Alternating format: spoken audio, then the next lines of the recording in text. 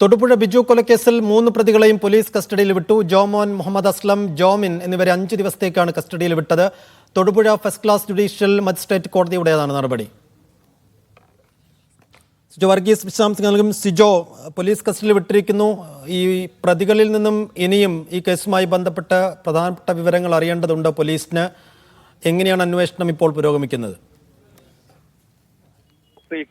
ഈ കേസുമായി ബന്ധപ്പെട്ട് ആദ്യഘട്ട തെളിവെടുപ്പ് നടപടികൾ പൂർത്തിയാക്കി 3 പ്രതികളെയും ഇന്നലെ തന്നെ കോടതിയിൽ ഹാജരാക്കി റിമാൻഡ് ചെയ്തിരുന്നു. തുടർന്നാണ് ഇന്ന് വീണ്ടും പോലീസ് കസ്റ്റഡി അപേക്ഷ നൽകിയിരിക്കുന്നത്. കേസിലെ 1-ാം പ്രതി ജോമോൻ, കൂട്ടുപ്രതികളായ മുഹമ്മദ് അസ്ലം, ജോമിൻ എന്നിവരെ 5 ദിവസത്തേക്കാണ് പോലീസിന്റെ അപേക്ഷ പ്രകാരം Thodupuzha first class judicial magistrate കോടതി കസ്റ്റഡിയിൽ വിട്ടു നൽകിയിരിക്കുന്നത്. പ്രധാനമായും ഈ കേസിൽ കണ്ടെത്തേണ്ട ചില കാര്യങ്ങളുണ്ട്. അത് കണ്ടെത്തുകയാണ് പ്രധാന ലക്ഷ്യം.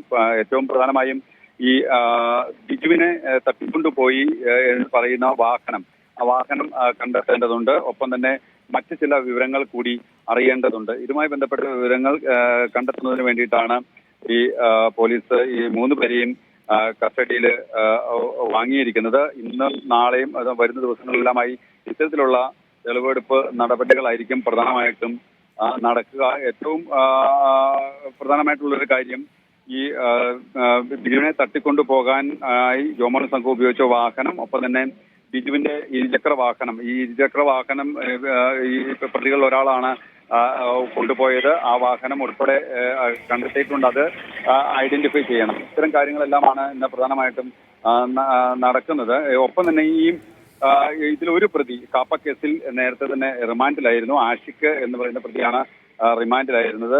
അവരെ കസ്റ്റഡിയിൽ കിട്ടുന്നതിന് വേണ്ടിയിട്ടുള്ള അപേക്ഷയും ഇന്ന് പോലീസ് നൽകുകയും ചെയ്യും. ഒപ്പം ചേർത്ത് പറയേണ്ട ഒരു കാര്യം, ബിജുവിന്റെ സംസ്കാര ചടങ്ങുകൾ ഇന്ന് നടക്കുകയും ചെയ്യുന്നുണ്ട്. ശരി സിജോ.